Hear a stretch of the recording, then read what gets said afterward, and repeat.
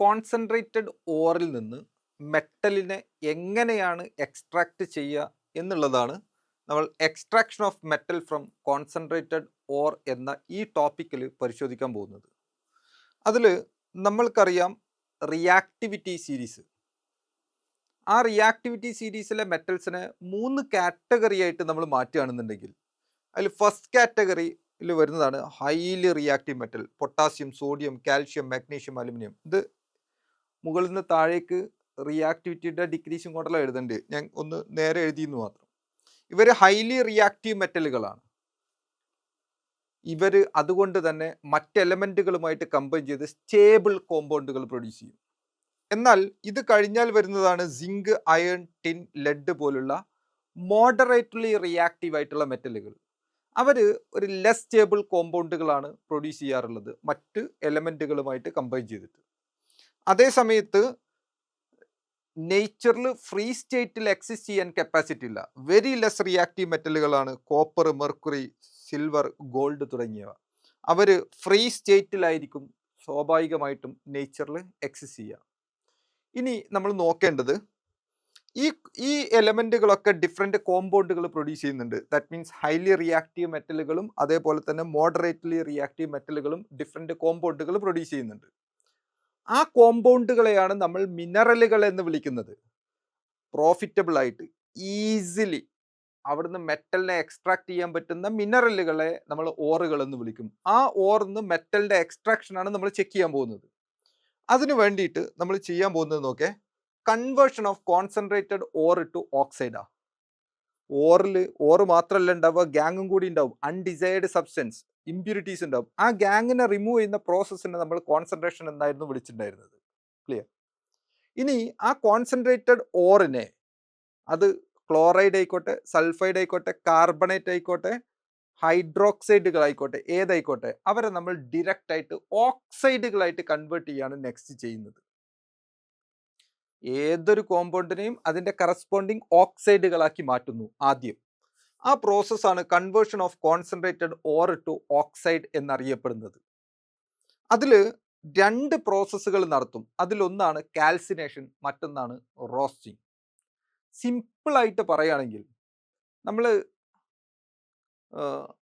Broasted ചിക്കനും ഉണ്ട്, അതേപോലെ തന്നെ റോസ്റ്റഡ് ചിക്കനും ഉണ്ട്. ബ്രോസ്റ്റഡും ഉണ്ട്, റോസ്റ്റഡും ഉണ്ട്. രണ്ടും തമ്മിലുള്ള വ്യത്യാസം എന്താ? ബ്രോസ്റ്റ്, ബ്രോസ്റ്റഡ് ചിക്കനിൽ അത് ഉണ്ടാക്കുമ്പോൾ നമ്മൾ ശ്രദ്ധിച്ചാൽ മനസ്സിലാവും, അതിന് കളർ ചേഞ്ച് വല്ലാതെ ഉണ്ടാവില്ല, ഒരു യെല്ലോ കളറിലാണ് ഉണ്ടാവുക. അതേ സമയത്ത് നമ്മൾ റോസ്റ്റ് ചെയ്ത ചിക്കൻ ആണെന്നുണ്ടെങ്കിൽ അതിന് റെഡിഷ് ബ്രൗൺ കളറിലേക്ക് അത് മാറിയിട്ടും ഉണ്ടാവും. എന്താ വ്യത്യാസം എന്നറിയോ? ബ്രോസ്റ്റഡ് ചിക്കൻ ഉണ്ടാക്കുന്നത് in the absence of air ആണ്. ആ അതുണ്ടാക്കുന്ന ആ ബോക്സ് നോക്കി കഴിഞ്ഞിട്ടുണ്ടെന്നൊക്കെ അത് അടച്ചു വെച്ചിട്ടാണ് അത് എന്ത് ചെയ്യുക, ഓയിലിട്ട് തിളപ്പിക്കുന്നത്. ക്ലിയർ?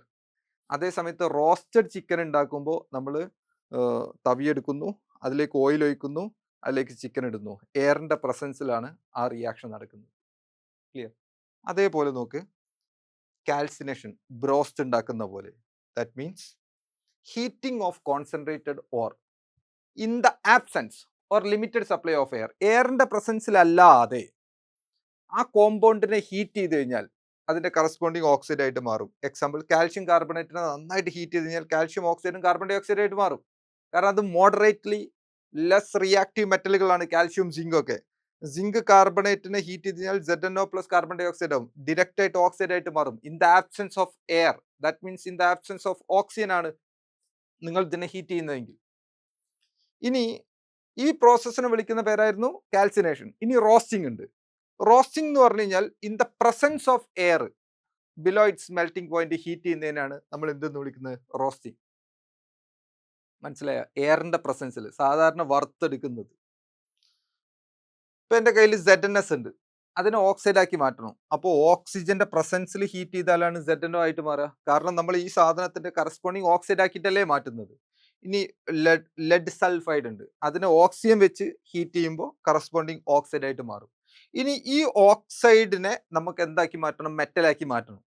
ഈ ഓക്സൈഡിനെ മെറ്റലാക്കി മാറ്റണം എന്നുണ്ടെങ്കിൽ അതിൽ നിന്ന് എന്ത് റിമൂവ് ചെയ്യണം? ഓക്സിജനെ റിമൂവ് ചെയ്യണം. ഓക്സിജനെ റിമൂവ് ചെയ്യാന്ന് പറഞ്ഞാൽ റിഡക്ഷൻ നടക്കണം. Removal of oxygen is considered as reduction. അപ്പോൾ റെഡ്യൂസിങ് ഏജന്റ് വെക്കണം. അപ്പോൾ നമ്മളിവിടെ വെച്ച റെഡ്യൂസിങ് ഏജന്റ് കോക്കാണ്, കോക്ക്, കാർബൺ.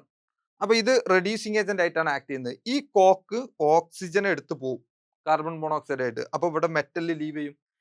ഈ പ്രോസസ്സാണ് സത്യത്തിൽ എക്സ്ട്രാക്ഷൻ ഓഫ് മെറ്റൽ എന്ന് പറഞ്ഞത്. സംഭവത്തിലേ ഇവിടെ നിങ്ങൾ ശ്രദ്ധിക്കേണ്ടത് നോക്കണേ, മോഡറേറ്റ്ലി ലെസ് റിയാക്റ്റീവ് ആയിട്ടുള്ള മെറ്റൽ ഉണ്ട്.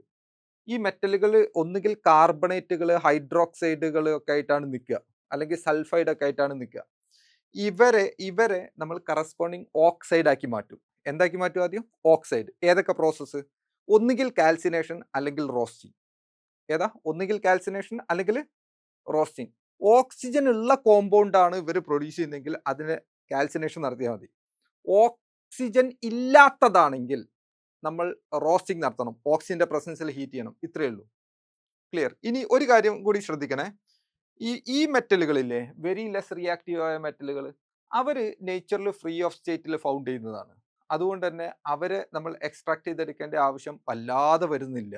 അൾട്രാ പ്യൂരിഫിക്കേഷന് വേണ്ടി മാത്രമേ ഉപയോഗിക്കേണ്ടതുള്ളൂ. ക്ലിയർ? ഇനി ഇവിടെ ഹൈലി റിയാക്റ്റീവായ മെറ്റലുകളുണ്ട്. ഇവർ സ്റ്റേബിൾ കോമ്പൗണ്ടുകളാണ് പ്രൊഡ്യൂസ് ചെയ്യുക. ആ സ്റ്റേബിൾ കോമ്പൗണ്ടുകളിൽ നിന്ന് മെറ്റലിനെ എക്സ്ട്രാക്ട് ചെയ്യാൻ ഒറ്റ വഴിയേ ഉള്ളൂ, ഇലക്ട്രോളിസിസ്. അതിൽ നോർമൽ ഏത് നടക്കൂല, റെഡ്യൂസിങ് ഏജന്റ് വെച്ചിട്ടുള്ള റിയാക്ഷൻ പോസിബിൾ അല്ല. വെച്ചാൽ സിമ്പിൾ ആണ്. ഇതവിടെ നോക്കണേ, ഹൈലി റിയാക്റ്റീവായ മെറ്റലുകൾ ഉണ്ടാക്കുന്ന കോമ്പൗണ്ട് മോർ സ്റ്റേബിൾ കോമ്പൗണ്ട് ആയിരിക്കും. ആ സ്റ്റേബിൾ കോമ്പൗണ്ടിൽ നിന്ന് നമുക്ക് റെഡ്യൂസ് ചെയ്യാൻ കഴിയില്ല. അപ്പം നമ്മൾ മോർ അഗ്രസീവ് റിഡക്ഷൻ പ്രോസസ് ആയിട്ടുള്ള ഇലക്ട്രോലൈറ്റിക് റിഡക്ഷൻ പ്രോസസ്സിലേക്ക് പോകേണ്ടി വരും. അപ്പോൾ മോർ റിയാക്റ്റീവായ മെറ്റലുകളെ എക്സ്ട്രാക്ട് ചെയ്യാൻ നമ്മൾ ഇലക്ട്രോളിസിസ് എന്ന പ്രോസസ്സാണ് യൂസ് ചെയ്യാറുള്ളത്.